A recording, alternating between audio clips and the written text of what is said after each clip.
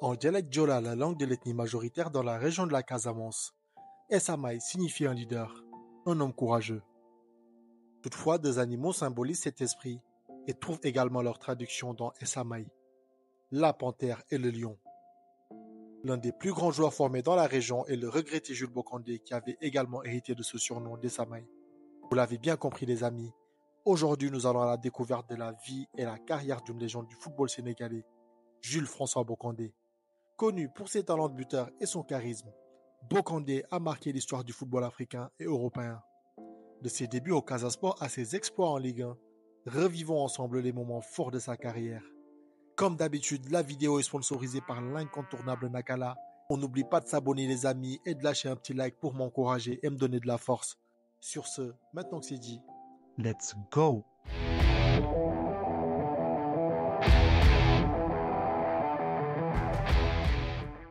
Né le 25 octobre 1958 à Ziguinchor, dans le sud du Sénégal, Jules Bocandé débute sa carrière au Casa Sport, club de sa ville natale, connu comme l'une des meilleures équipes formatrices du Sénégal.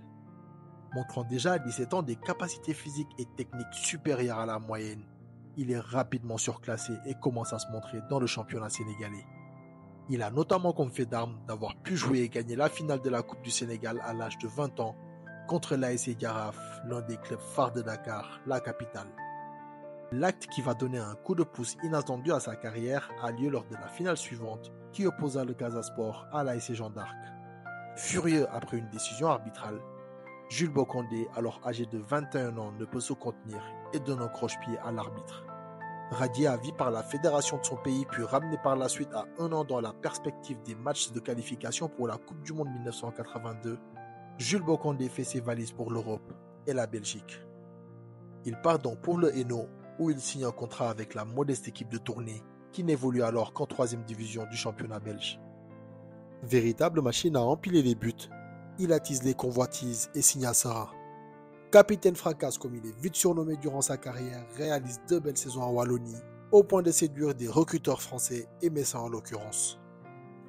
Les Lorrains ont d'ailleurs eu le nez creux puisqu'il n'inscrit pas moins de 10 buts lors de sa première saison. Un exploit qui fait de lui un titulaire indiscutable en attaque en fin d'exercice. Il a notamment beaucoup contribué à la qualification du FC Metz en Coupe de l'UEFA à la fin d'une saison qu'il termine à la 5e place.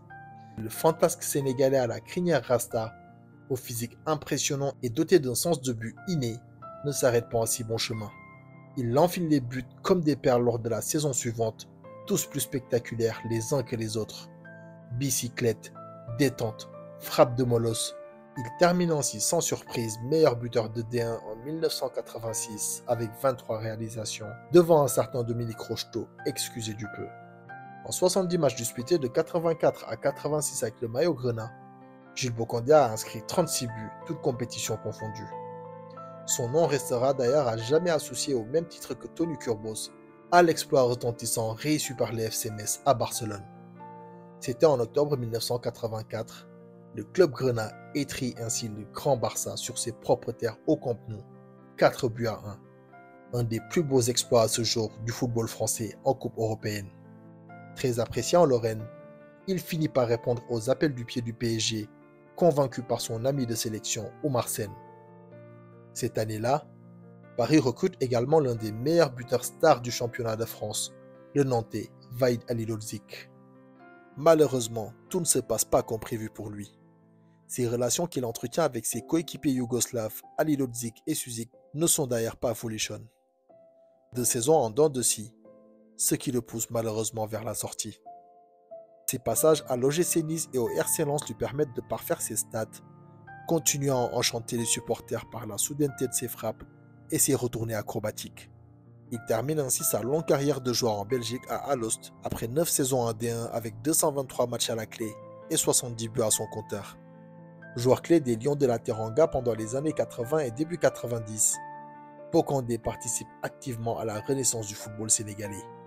Absent sur la scène continentale durant 18 ans, il qualifie tout un pays à la Coupe d'Afrique des Nations 1986 organisée en Égypte grâce à un triplé historique contre le Zimbabwe durant les éliminatoires. Éliminé malheureusement au premier tour, Bocandé et les Sénégalais reviennent plus fort 4 ans plus tard avec une place en demi-finale en 1990 et en quart de finale en 1992 lors de la Coupe d'Afrique des Nations organisée au Sénégal. Après avoir raccroché les crampons, il devient entraîneur et prend en charge l'équipe nationale du Sénégal, qu'il mènera jusqu'en quart de finale de la Coupe d'Afrique des Nations en 1994. Il a été également l'adjoint de l'entraîneur de la sélection sénégalaise Bruno Metsu, lorsque l'équipe nationale du Sénégal avait atteint les quarts de finale de la Coupe du Monde 2002 au Japon et en Corée du Sud. Après avoir souffert pendant plusieurs mois des conséquences d'un AVC, Jules Bocandé décède le 7 mai 2012 des suites d'une opération chirurgicale à Metz. C'est ainsi dans la ville où il s'est révélé au public français que l'artiste a quitté la scène définitivement.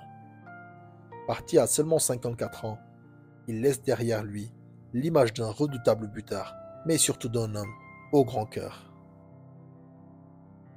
Et voilà les amis, nous avons parcouru ensemble l'incroyable parcours de Jules-François Bocandé, une véritable légende du football sénégalais et international.